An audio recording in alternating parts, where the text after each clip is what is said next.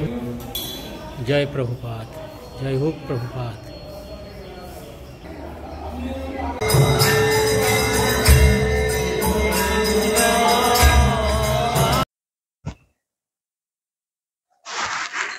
जय हो भक्तवृंद।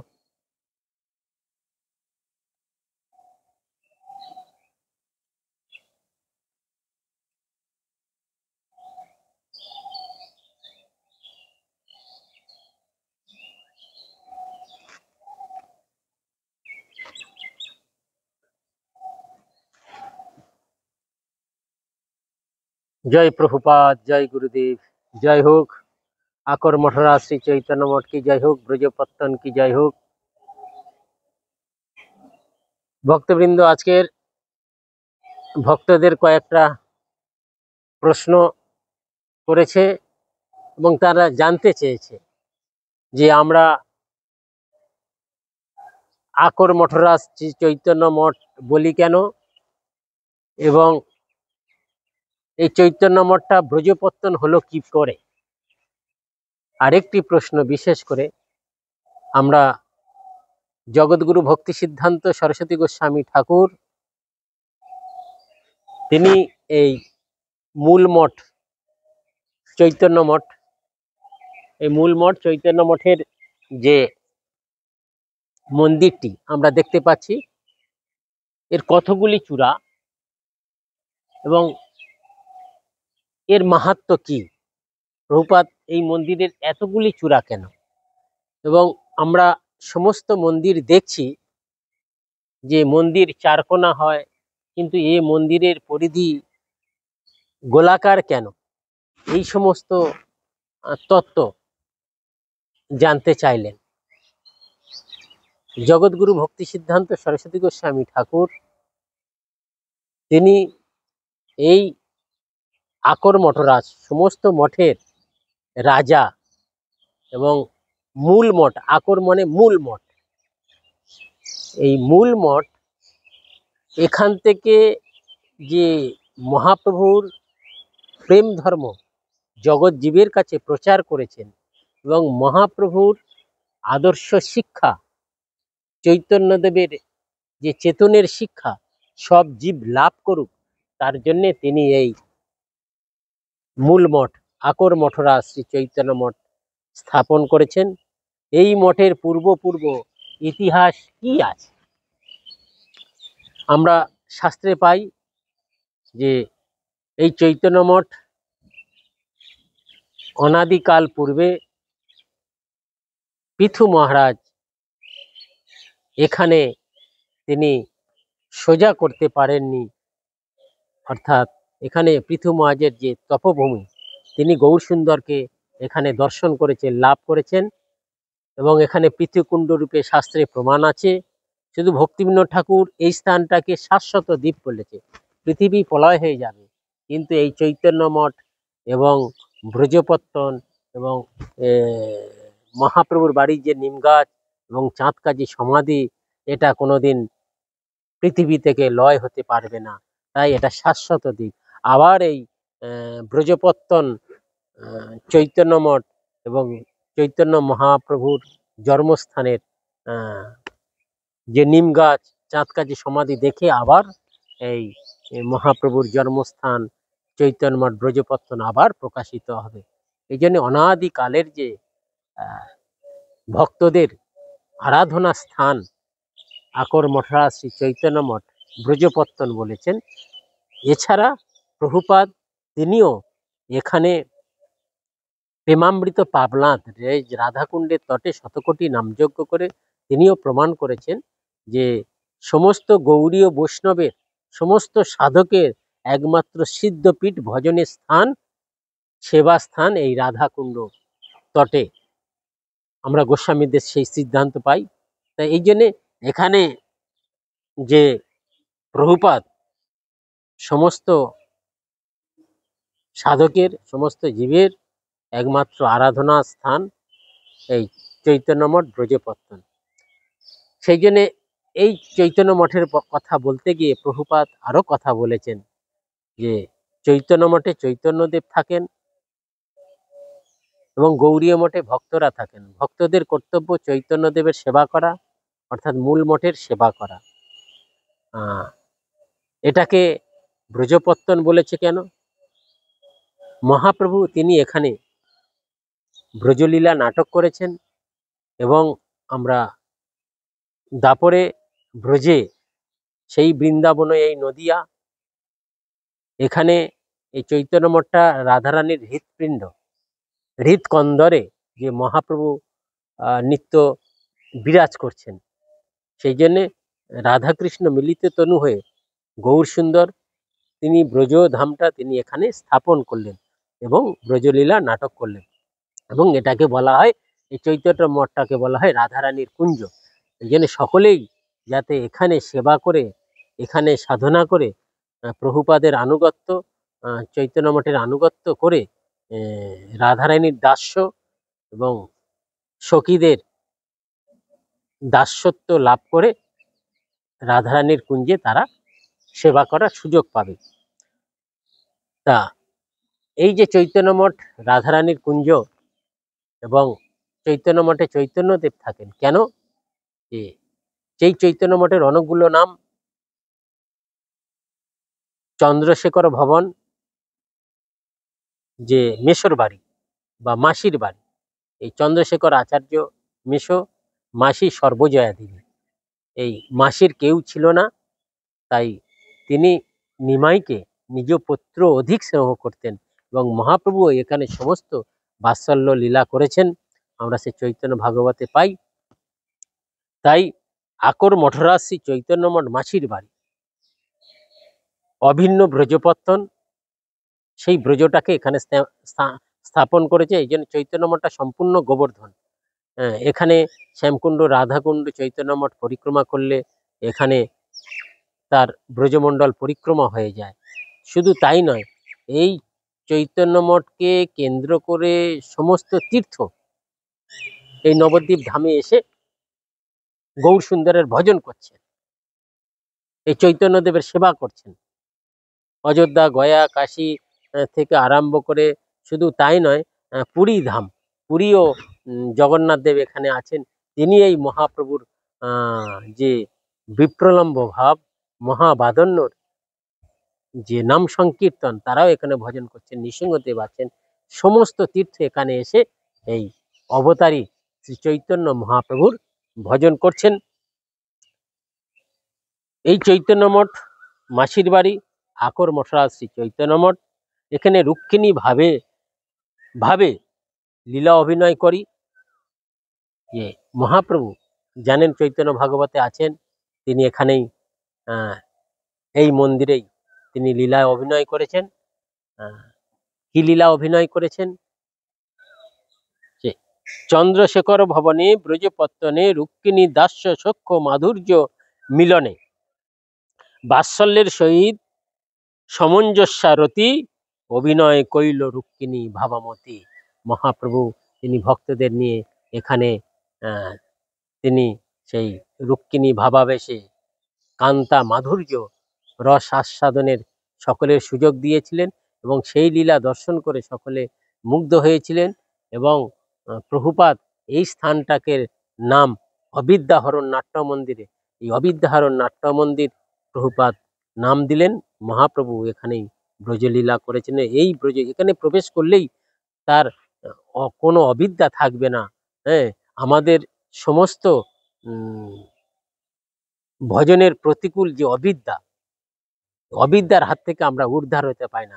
তাই চৈতন্য মঠে যে একবার আসবে, চৈতন্য মঠের নাট্য মন্দিরে যে একবার প্রবেশ করবে, তার হৃদয় থেকে চিরতরের জন্য অবিদ্যা দূর হয়ে যাবে এবং মহাপ্রভুর কৃপা লাভ করবে। যাই হোক, এই অনেক তত্ত্ব আছে। আমরা বিষয়বস্তুতে আসি। যে এই যে চৈতন্য মঠ দেখছেন, এই চৈতন্য মঠ 29-বিংশতি চূড়া প্রভুপাত করলেন কেন? এখানে দুইটি তত্ত্ব প্রকাশ করেছেন।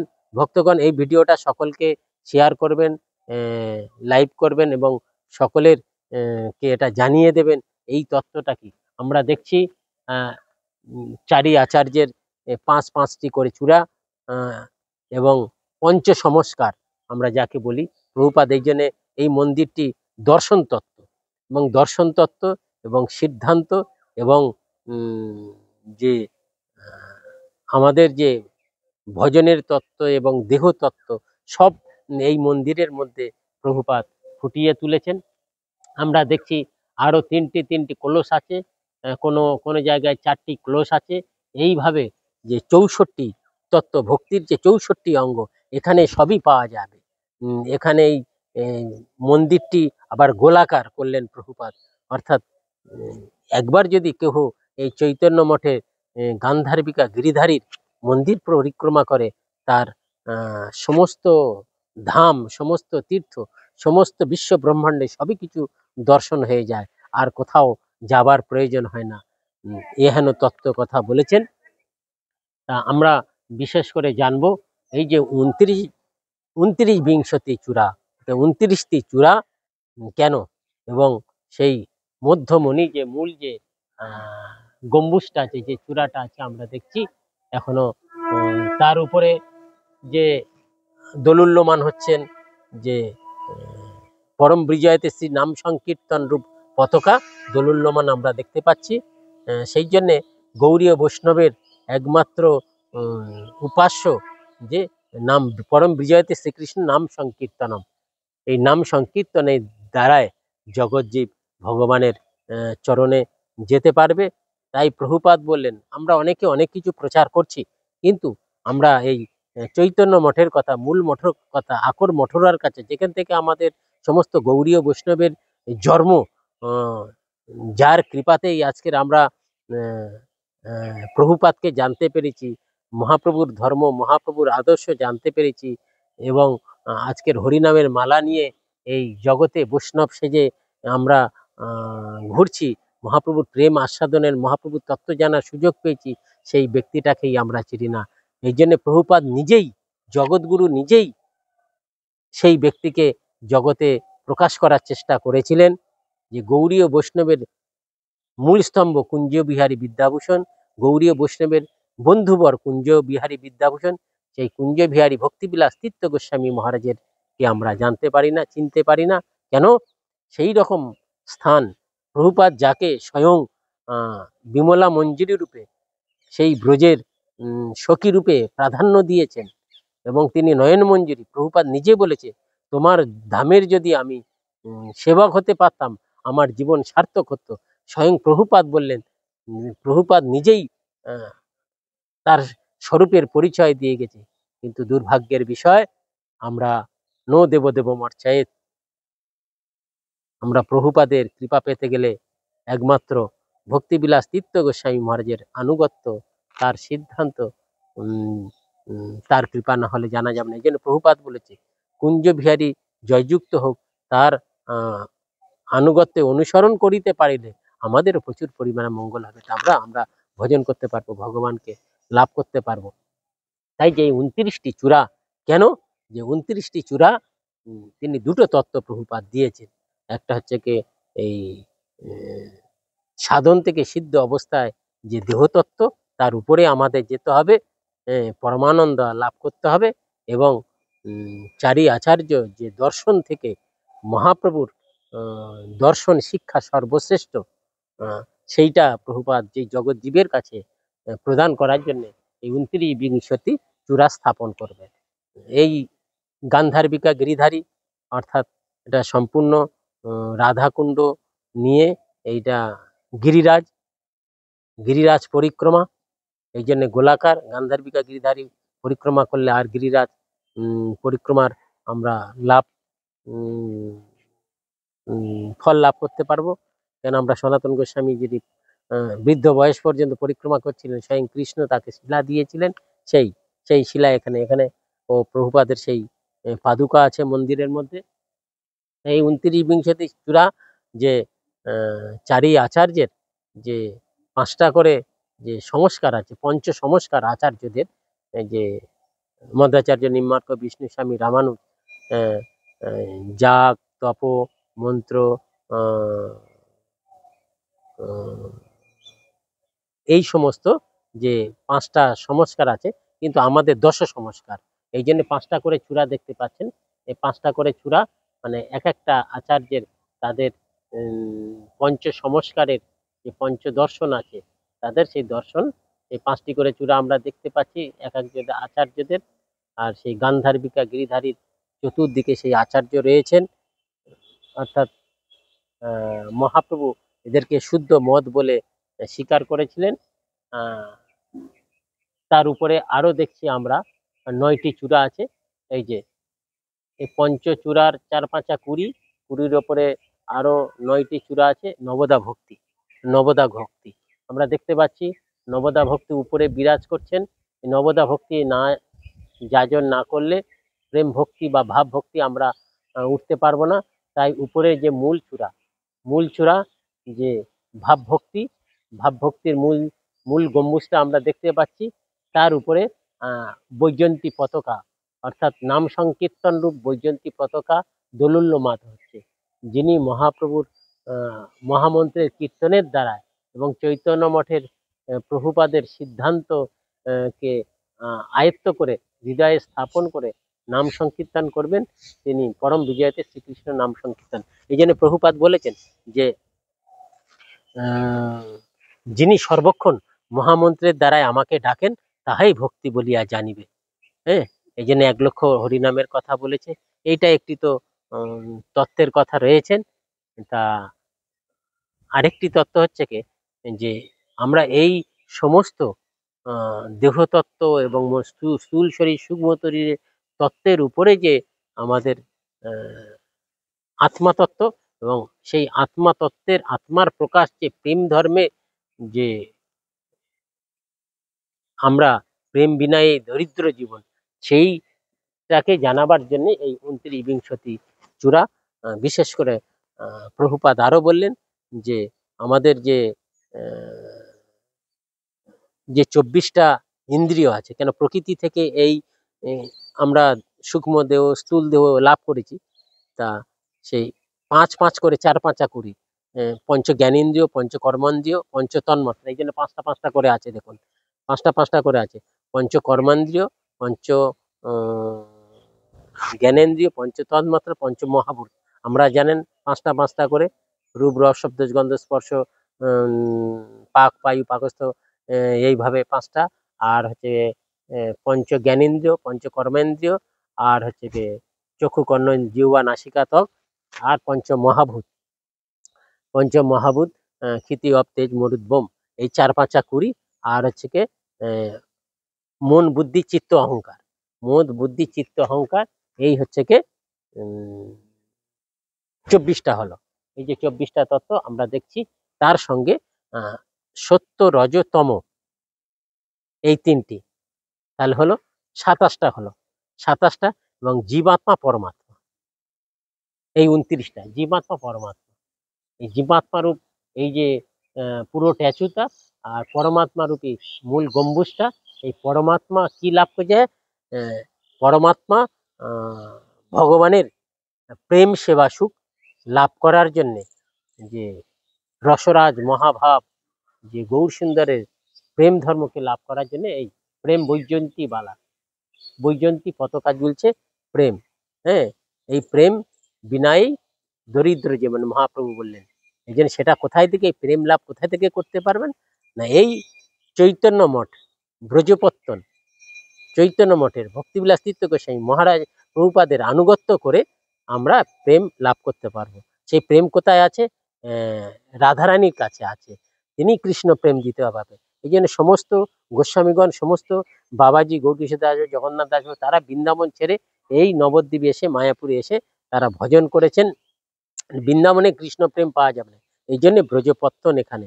এই জন্য ভক্তরা আপনারা এই সমস্ত সুন্দর সুন্দর আরো অনেক তত্ত্বকথা আছে, আপনারা এই মায়াপুর চৈতন্য মঠ ব্রজপত্তম ইউটিউব চ্যানেলটাকে ভালো করে আপনারা মনোযোগ সহকারে দর্শন করুন, শ্রবণ করুন, এবং সকলকে এই মূল মঠ আকর মঠরা, এতে প্রভুপাদ খুব খুশি হবে। এটা প্রভুপাদের সেবা হয়। হ্যাঁ, এই জন্য প্রভুপাদ বলেছে রূপানুগ